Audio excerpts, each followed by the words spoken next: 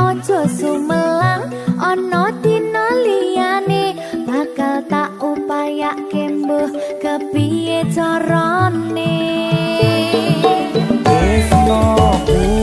ora bakal luntur sayangku ora bakal goyang senajan kahanane budak